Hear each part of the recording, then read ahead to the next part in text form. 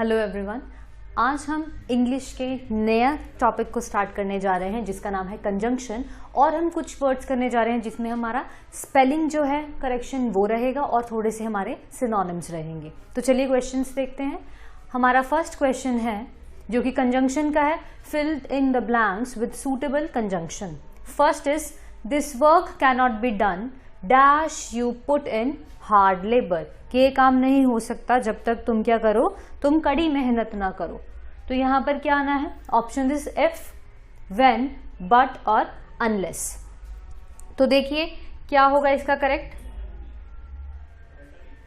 सो हमारा करेक्ट जो आंसर है वो क्या होना चाहिए यहां पे, this work can not be done dash you put in hard labour. तो यहां पर क्या आना चाहिए हमारा अनलेस, कि जब तक तुम क्या करोगे, हार्ड लेबर नहीं करोगे तब तक क्या होगा, ये काम नहीं होगा। ठीक है, तो आपने ध्यान रखना है।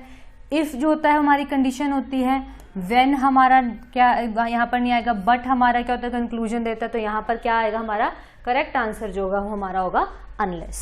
चलिए नेक्स्ट क्वेश्चन देख लेते हैं।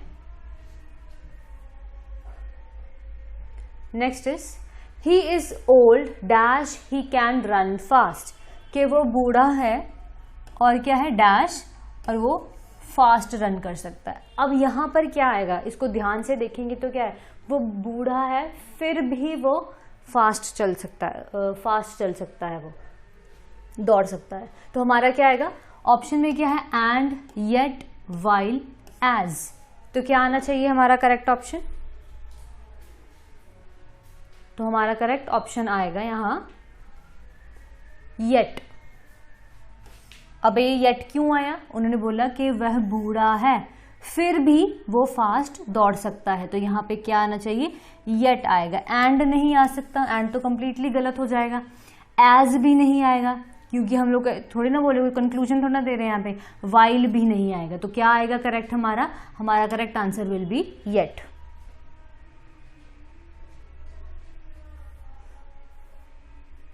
नेक्स्ट है, I will call you dash I reach home. तो क्या है, जब मैं घर पहुंचूंगा, मैं तुम्हें कॉल करूंगा जब मैं घर पहुंचूंगा। तो क्या आना चाहिए यहां पे, ऑप्शंस आर दो, अनलेस, व्हेन, बट। तो क्या आएगा यहां कि जब मैं घर पहुंचूंगा तब तुम्हें कॉल करूंगा। तो यहां पर कंडीशन है कि घर पहुंचेगा तब कॉल करेगा उसको, तो दो तो नहीं आएगा, अनलेस भी नहीं आएगा, बट भी नहीं आएगा। तो करेक्ट आंसर क्या होगा हमारा व्हेन, कि जब वो घर पहुंचेगा तब वो क्या करेगा, कॉल करेगा। तो करेक्ट आंसर क्या होगा हमारा, I will call you when I reach home. चलिए नेक्स्ट देख लेते हैं। आगे है, I am not well dash I decided to take a day off from work, कि मेरी तबीयत ठीक नहीं है इसलिए मैंने क्या किया, काम से छुट्टी ली है। ठीक है, तो यहां पे ऑप्शन क्या है, आफ्टर, सो, येट, बिकॉज। तो क्या आएगा यहां पे correct, I am not well dash I decided to take a day off from work, after I decide, so I decide, yet I decided to, या बिकॉज आई डिसाइडेड टू। तो क्या होना चाहिए यहां पे, आफ्टर तो बिल्कुल गलत हो जाएगा, येट भी नहीं, बिकॉज भी नहीं। तो रीजन दे रहे हैं हम किसी का कि मैं बीमार हूं इसलिए। तो यहां पर क्या आना है, सो जो है वो करेक्ट आंसर होगा। चलिए नेक्स्ट क्वेश्चन देख लेते हैं। नेक्स्ट हमारा है, you wait here dash I come, तुम यहीं पर इंतजार करो जब तक मैं आता हूं। तो यहां पर क्या आएगा, व्हेन, स्टिल, टिल, या अनलेस। अब उसको वेट करने को बोला है कब तक, जब तक वो आता है। तो आपने देखना है कि क्या होगा। अब व्हेन आई कम तो नहीं होगा यहां पे, स्टिल आई कम बिल्कुल गलत। अब कौन सा है यहां पे, टिल आई कम या अनलेस आई कम। तो क्या है, जब तक है मैं नहीं आता। तो हमारा करेक्ट क्या होगा इनमें से, till I come will be the correct answer. चलिए नेक्स्ट क्वेश्चन हमारा है, 5 years have passed dash I left the college, कि 5 साल बीत चुके हैं जब से उसने कॉलेज छोड़ा है। तो देखिए क्या आएगा इसमें, ऑप्शंस दिए हैं बिफोर, आफ्टर, सिंस, बट। तो बिफोर क्या मतलब क्या होता है? पहले। तो पहले 5 साल कैसे बीत सकते हैं? तो ये गलत। बाकी तीनों में से देखिए, after, since and but I left the college भी गलत होगा। अब हमने इनमें से देखना है कौन सा सही होगा। तो हम बता रहे हैं यहाँ पे टाइम को कि कितने 5 साल बीत चुके हैं जब से उसने कॉलेज छोड़ा। तो यहाँ पे क्या आता है? करेक्ट आंसर होगा हमारा सिंस, कि since I left the college. चलिए नेक्स्ट देख लेते हैं। नेक्स्ट है हमारा, no sooner does we reach the station dash the train starts. अब यहां पर आपने अगर अच्छे से पढ़ा है तो आपको पता होगा कंजंक्शन में हमारे जो पेयर्स हैं वो बड़े इंपॉर्टेंट होते हैं। तो आपको पता होना चाहिए हमारे कुछ एक पेयर्स बड़े इंपॉर्टेंट होते हैं। एक हमारा होता है नॉट ओनली के साथ क्या लगता है, एक हमारा होता है नो सूनर के साथ क्या लगता है, एक हमारा होता है ईदर के साथ क्या लगता है, एक हमारा नीदर के साथ क्या लगता है। तो ये कुछ एक पेयर्स है, ऐसे बहुत सारे पेयर्स हैं, उनमें से मैंने कुछ आपको 4 लिखे हैं। ये तो ये पेयर्स जो होते हैं बड़े इंपॉर्टेंट होते हैं अगर हम कंजंक्शन की बात करते हैं।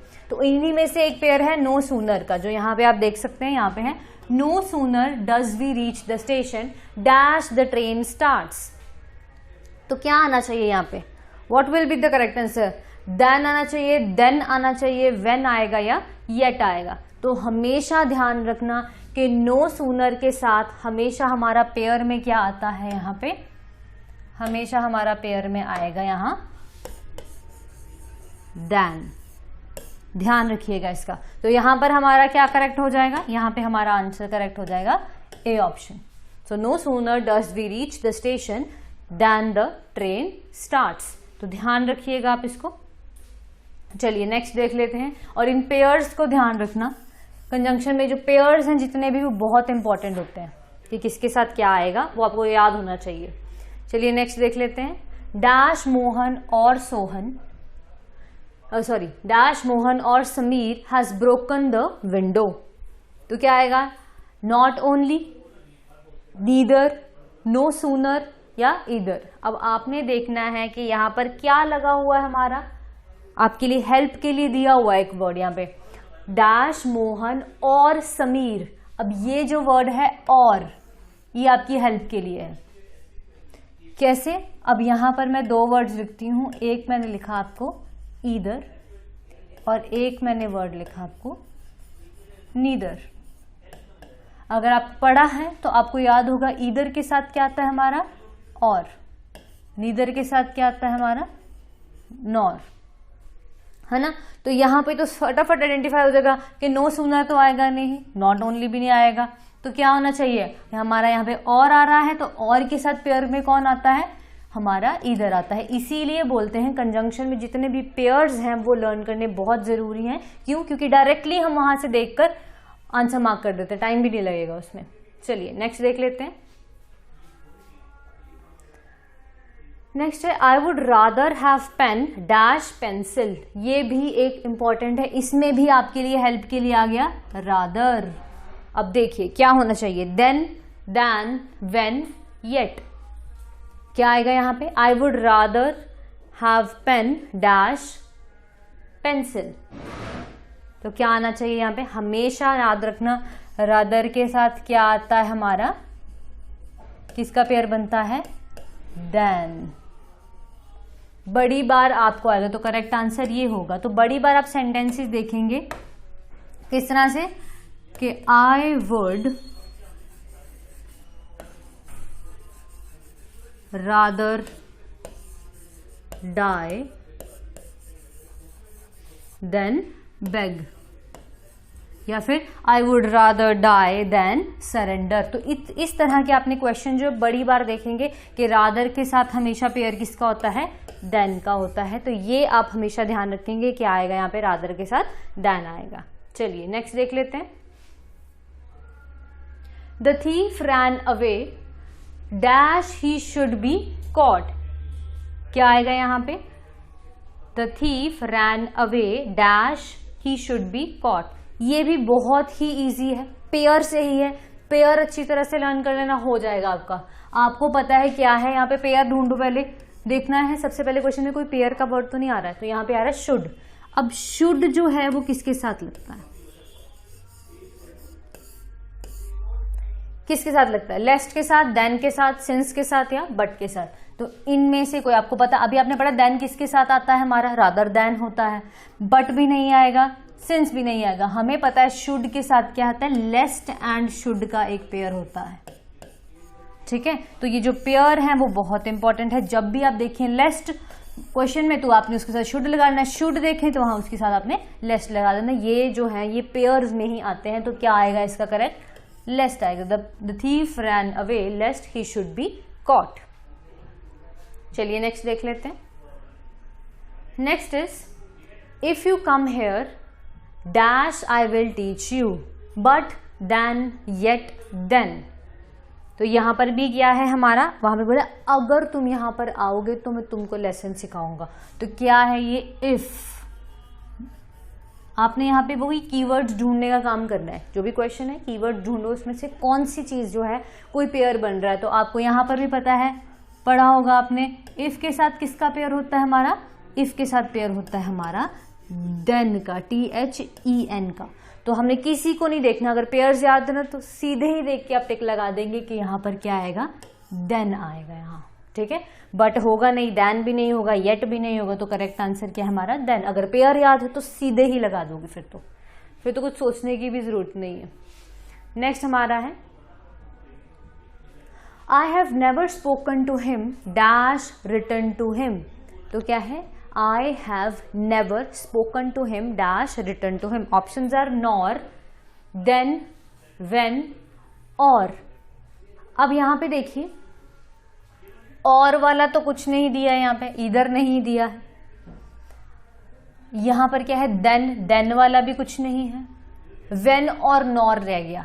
हमने देखा था कि जो हमारा नीदर है, हमारा नीदर है उसके साथ लगता है नॉर। ये तो आपने पढ़ चुके हैं, बट आपको ये पता होना चाहिए कि हमारा जो नेवर है इसके साथ भी हमारा नॉर लगता है। दोनों ही नेगेटिव दे रहे हैं सेंस ना, इसीलिए ये भी क्या है, मैंने कभी उससे बात नहीं की और ना ही कभी उसको मतलब लेटर लिखा, तो क्या है यहाँ पे नॉर आएगा, क्योंकि यहाँ पर क्या लगा है हमारा, नेवर लगा हुआ है। Is that clear? तो क्योंकि ये नेगेटिव सेंस दे रहे हैं और हमेशा नीदर के साथ नॉर होता है और नेवर के साथ भी क्या आता है हमारा, नॉर आता है। तो यहाँ पे हमारा A option will be correct. चलिए नेक्स्ट है, although he is blind dash he topped his exam. कि ऑल्दो वो क्या था, ब्लाइंड था, बट फिर भी उसने यह किया, टॉप किया एग्जाम में। तो ऑप्शंस क्या दिए हैं यहाँ पे हमको, येट, देन, व्हेन, देन। तो आपको फिर पता होना चाहिए कि ऑल्दो के साथ क्या आता है। यहाँ पे बहुत ही इंटरेस्टिंग यहाँ पे कि सभी आपको पता है कि सारे पेयर्स वाले आते हैं इसमें, तो इसीलिए अब आपको पता लग गया होगा कि हमारा पेयर्स कितने इंपॉर्टेंट है कंजंक्शन में। तो ये हमारा दो और हमारा क्या आता है एक ऑल्दो।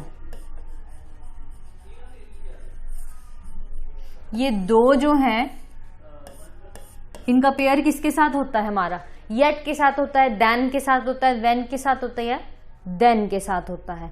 तो ऑल्दो ही इज ब्लाइंड, फिर भी yet he topped his exam. तो हमारा येट जो है इंपॉर्टेंट है। अगर दो होता तो भी येट आता, क्योंकि उसके साथ पेयरिंग है, और हमारा ऑल्दो के साथ भी येट की ही पेयरिंग है।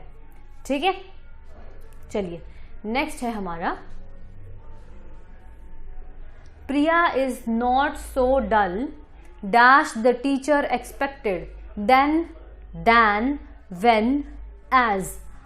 अब not so, ठीक है, ध्यान से देखिए कौन सा आएगा यहाँ पे, कि उतनी नहीं जितना। इसका क्या मतलब आया है, हमें देखना है ये क्या सेंस दे रहा है, उतनी डल नहीं है जितनी टीचर्स ने। तो यहाँ पे जो वर्ड आएगा वो किसको बताना चाहिए, दर्शाना चाहिए, जितनी। ठीक है, कि वो उतनी डल नहीं है जितनी टीचर्स ने एक्सपेक्ट किया। तो देखो कौन सा सेंस दे रहा है, देन दे रहा है, दैन दे रहा है, व्हेन दे रहा है या एज दे रहा है। तो हमें पता होना चाहिए कि जो सो है वो जब किसी के साथ लगे और नेगेटिव सेंस देते तो किस में देता है, वो जब नेगेटिव देना होता तो नेगेटिव सेंस जब भी दे रहा होता है वो तो किसके साथ मिलकर देता है, एज के साथ मिलकर देता है।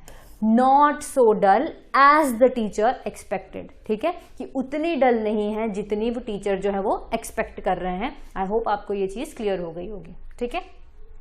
चलिए नेक्स्ट देखते हैं। अब हमारा आया he is so weak dash he cannot walk.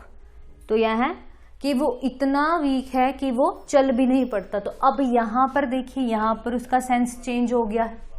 यहां पर क्या है, उतना वीक है कि चल भी नहीं पा रहा है। तो ये भी हमारा क्या आएगा, अब यहां पर देखिए कि क्या आना चाहिए। अब ये जो सेंस दे रहा है वो इतना की दे रहा है, इतना वीक है कि वो चल भी नहीं पा रहा है।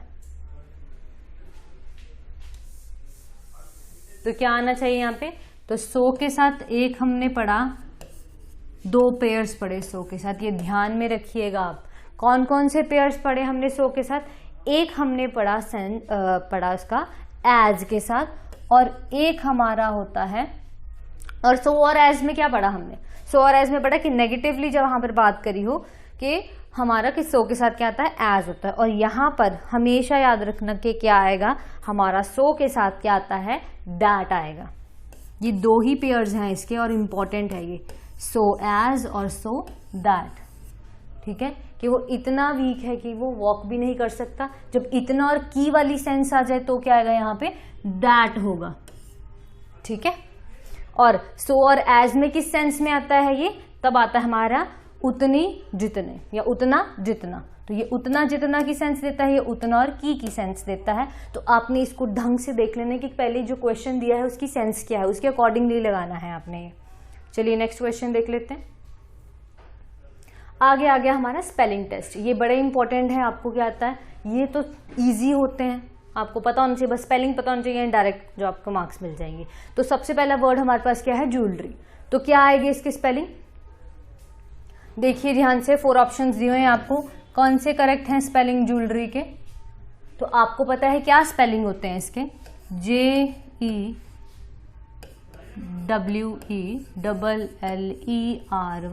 ये करेक्ट होते हैं ज्वेलरी के स्पेलिंग। तो देखिए कौन सा करेक्ट ऑप्शन है इसमें। So the correct option is our option number D. तो यहां पे जो हमारा डी ऑप्शन है वो करेक्ट होगा, ठीक है। नेक्स्ट अगला हमारा है नॉलेज। देखिए नॉलेज की स्पेलिंग कौन से हैं करेक्ट, इसमें से 4 ऑप्शंस दिए हुए हैं आपको, कौन से जो है वो नॉलेज की स्पेलिंग करेक्ट है। क्या होते हैं नॉलेज की स्पेलिंग, KNOL, देखो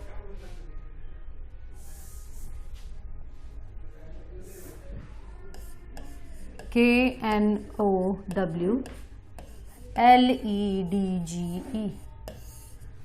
देखिए कौन से करेक्ट हैं स्पेलिंग नॉलेज के, इसमें से A B C या D, कौन से करेक्ट है हमारे। हमारा जो फर्स्ट है जो ऑप्शन वो हमारा बिल्कुल करेक्ट होगा, तो हमारा ए ऑप्शन इज करेक्ट। चलिए नेक्स्ट देख लेते हैं। Next one is lactometer. तो देखिए किसके स्पेलिंग करेक्ट है लैक्टोमीटर के, लैक्टोमीटर। तो कौन सा होगा, ए ऑप्शन करेक्ट है, बी है, सी है या डी है। तो कौन सा करेक्ट होगा ऑप्शन लैक्टोमीटर का, हमें पता क्या है, लैक्टो। अब मीटर में ध्यान देना कि यहाँ पे ER वाला करेक्ट होगा, RE वाला करेक्ट होगा, इसमें ही जो होता है वो सारा क्या कहते हैं गलत हो जाता है हमारा। तो हमारा लैक्टोमीटर में कौन सा स्पेलिंग ठीक होनी चाहिए, METER, ये जो स्पेलिंग है वो बिल्कुल करेक्ट है हमारे लैक्टोमीटर के। और कौन सा ऑप्शन में है ये, फर्स्ट वन इज करेक्ट, ठीक है। चलिए नेक्स्ट देख लेते हैं। नेक्स्ट हमारा आता है लिटरेचर। तो जो लिटरेचर है देखो कौन सा सही होगा, यहाँ पे क्या होते हैं स्पेलिंग लिटरेचर के, लिटरेचर। कौन सा ऑप्शन सही है? Option number C. ठीक है, नेक्स्ट क्वेश्चन देख लेते हैं। अगला है मशीनरी। तो देखिए कौन से 4 ऑप्शंस में से मशीनरी की स्पेलिंग ठीक है। मशीनरी होता है तो क्या आएगा? मशीनरी। तो ये हमारे करेक्ट स्पेलिंग है मशीनरी के। तो कौन सा ऑप्शन सही हुआ इसमें? ऑप्शन नंबर बी जो है वो करेक्ट हुआ। चलिए आगे क्वेश्चन देख लेते हैं। आगे है नेसेसरी। तो ये जो होते हैं ना डबल सी डबल एस, इसका ध्यान रखिएगा क्योंकि देखिए यहाँ पर हर जगह कंफ्यूजन क्रिएट करी हुई है कि कहाँ पे होगा। तो आपने देखना है नेसेसरी के स्पेलिंग कौन से होंगे, क्योंकि हमें यहीं पर जो है वो कंफ्यूजन हो जाती है। तो कौन सा होना चाहिए नेसेसरी के स्पेलिंग? क्या होते हैं नेसेसरी के? NECESSARY,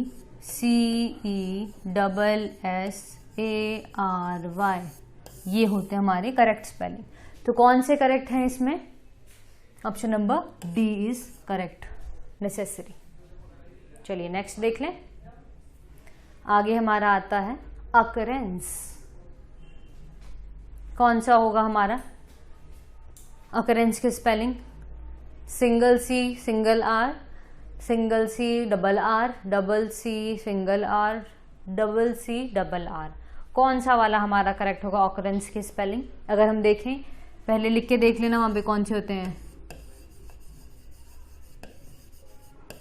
तो हमारा डबल सी डबल आर वाला बिल्कुल करेक्ट होगा और वो ऑप्शन नंबर है डी। ठीक है, ये पता लग गया आपको ऑकरेंस की स्पेलिंग। चलिए नेक्स्ट देख लेते हैं।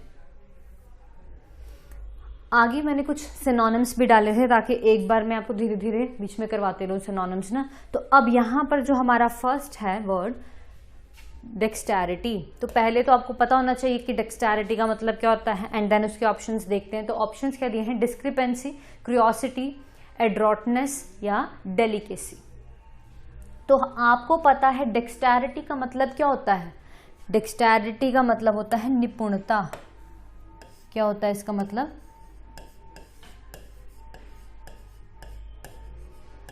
निपुणता होता है। अब इसमें जो नीचे दिए गए हैं डिस्क्रिपेंसी, क्यूरियोसिटी, एड्रॉइटनेस एंड डेलिकेसी में से किसका मतलब जो है वो हमारा निपुणता को बताता है? अब डिस्क्रिपेंसी बताएं तो मतलब क्या होता है? कुछ गलत होना जो प्रॉपर नहीं है, क्योंकि हमसे क्या पूछा गया है?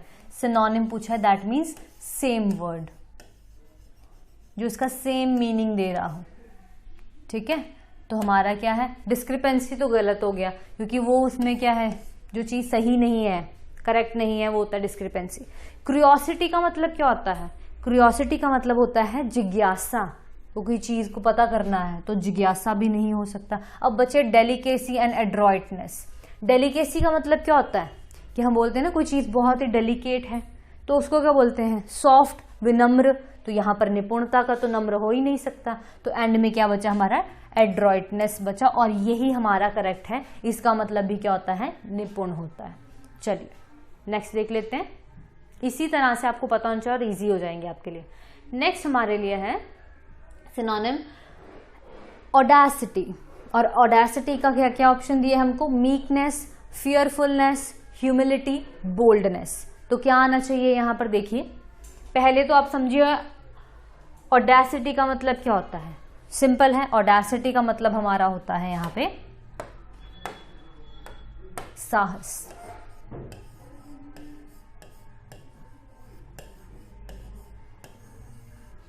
ऑडेसिटी का मतलब होता है साहस। अब देखिए अगर आपको पता होगा मीनिंग तो बड़ी इजीली सॉल्व हो जाएंगे ये क्वेश्चन। तो नीचे क्या है? मीकनेस है, फियरफुलनेस है, ह्यूमिलिटी है और बोल्डनेस है। तो साफ साफ दिख रहा है। पहले मीकनेस का देख लेते हैं। मीक क्या होते हैं? नम्र स्वभाव के, मतलब कोई बोल्ड है तो उसका ऑपोजिट जाएगा मीक।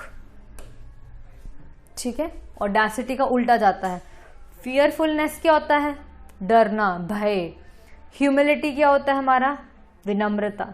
तो हमें पता है कि हमारा ऑडेसिटी का क्या बनेगा? साहस का क्या बनेगा? बोल्डनेस। तो क्या आ जाएगा हमारा correct, D option will be the correct, boldness. चलिए नेक्स्ट देख लेते हैं। अगला है स्टैग्नेंट। पढ़ा होगा आपने स्टैग्नेंट वाटर, है ना। तो यहां पर क्या है, ऑप्शन दिए गए हैं स्टेशनरी, कंटामिनेटेड, स्टिंकी, सिंगल। तो अगर बात करें स्टैग्नेंट की तो क्या होता है, आपने ये टर्म सुनी भी होगी साइंस में, क्या बोलते हैं,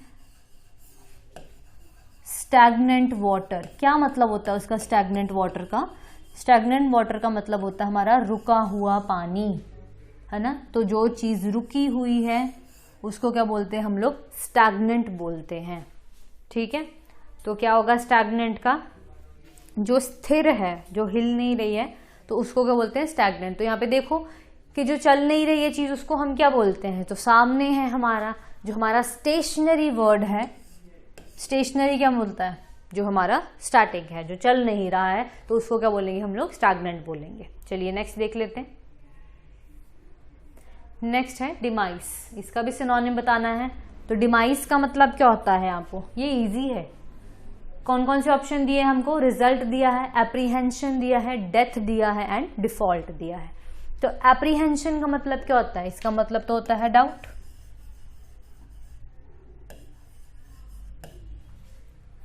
रिजल्ट का मतलब क्या होता है आपको सभी को पता है। डिफॉल्ट का मतलब क्या होता है, कोई दोष होना किसी में।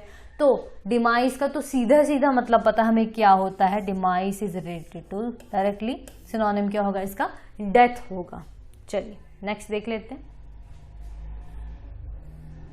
अगला वर्ड है हमारा एम्बिग्यूटी, और ध्यान से देखिएगा ये हमारा ऑपोजिट मीनिंग बोला गया है, दैट मीन्स एंटोनिम पूछा हुआ है हमसे एम्बिग्यूटी का।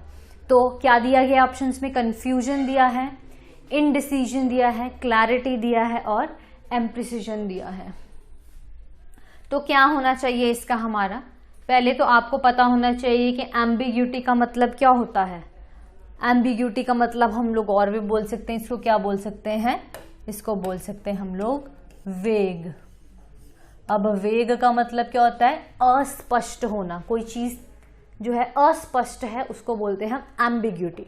तो यहां पर देखिए कौन सा उसका उल्टा मीनिंग है, जब आपको अच्छी तरह से नहीं दिखाई देता है कोई चीज, वेग है, तो क्या बोलते हैं उसका उल्टा हमारा क्या होता है, कंफ्यूजन होगा, इनडिसीजन होगा, क्लैरिटी होगा। अब ये देखो इनडिसीजन और ये तो गया, ठीक है, कंफ्यूजन और हमारा क्लैरिटी में से कोई एक होना चाहिए। तो हमें पता है वेग क्या मतलब है कि अस्पष्टता, और क्लैरिटी का मतलब क्या होता है, स्पष्ट होना।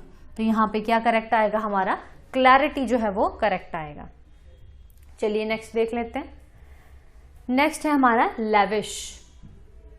अब ये भी हमारा क्या है, ऑपोजिट मीनिंग ही है। तो लैविश का मतलब क्या होता है हमारा, पहले ऑप्शंस देख लेते हैं। लिबरल है, मीगर है, प्लेनिटियस है या लग्जूरियंट है। तो आपको पता है हमने क्या ढूंढना है, ऑपोजिट से ढूंढना है। तो हमारा लेविश क्या होता है कि जो बहुत ही ज्यादा खर्च करता है ना। तो क्या है, खर्चीला, जिसको मतलब बहुत ज्यादा, जो लेविशली खर्च करता है, बहुत ज्यादा खर्च करता है, उसको बोलते हैं लेविश। अब यहां पर आपने देखना है कि कौन सा ऐसा वर्ड है जिसमें बोला गया है कि वो कंजूस का मतलब बता रहा है, जो कम पैसे खर्च करता है। तो आपको पता है कि क्या होता है हमारा जो वर्ड मीगर है वो होता है जो कम पैसे खर्च करता है। तो यहां पर क्या आएगा, बी ऑप्शन जो है वो करेक्ट होगा। चलिए नेक्स्ट देख लेते हैं। नेक्स्ट है बिजी, और बिजी का हमको क्या बताना है, हमको ऑपोजिट वर्ड बताना है। एंड ऑप्शन में क्या दिया है, ऑक्यूपाइड दिया है, एनग्रोस्ड दिया है, रिलैक्स्ड दिया है और एंगेज्ड दिया है। तो ऑक्यूपाइड का मतलब सिनोनिम है, बिजी का सिनोनिम क्या है, ऑक्यूपाइड है। एनग्रोस्ड का मतलब भी बिजी होना ही होता है, और एंगेज्ड का मतलब भी क्या होता है, बिजी होना, कि इसी काम में लगा हुआ है, I M engaged in this work. तो बिजी का क्या होगा, रिलैक्स जो है वो करेक्ट आंसर है। तो यहाँ पे रिलैक्स्ड हमारा सही ऑप्शन होगा। नेक्स्ट है लास्ट क्वेश्चन आज का, प्रोटेक्ट्स। इसका भी हमको क्या ढूंढना है, ऑपोजिट ही ढूंढना है। तो देखिए क्या है, डिफेंड आएगा, सिक्योर्स आएगा, डिप्राइव आएगा या डेजर्ट्स आएगा। तो देखिए क्या होना चाहिए यहाँ पे, प्रोटेक्ट मतलब क्या होता है, साथ में रखना, संरक्षण रखना, है ना। और उसका उल्टा क्या होगा, अकेला छोड़ देना, राइट। तो अकेला छोड़ देना, यहाँ पे कौन सा वर्ड दे रहा है, डिफेंड का, सिक्योर का, डिप्राइव का या डेजर्ट का। तो सिक्योर तो नहीं हो गया, डिफेंड भी नहीं है। अब 2 वर्ड्स बचे हमारे, डिप्राइव एंड डिजर्ट। तो किसी को अकेला छोड़ देना को क्या बोलते हैं हम, डिजर्ट, मीन्स अलग कर देना। तो यहाँ पर हमारा जो ऑप्शन सी है, सॉरी ऑप्शन डी है, वो हमारा क्या आएगा, बिल्कुल करेक्ट होगा। आज के 30 क्वेश्चंस यहाँ पर ही कंप्लीट होते हैं। आई होप आपको कंजंक्शन का जो है वो क्लियर हो गया होगा कॉन्सेप्ट, एंड मैंने उसके साथ आपको कुछ हमारे स्पेलिंग टेस्ट था और हमारे सिनोनिम्स एंड एंटोनिम्स थे। मिलते हैं नेक्स्ट लेक्चर में, आज के लिए इतना ही। Thank you.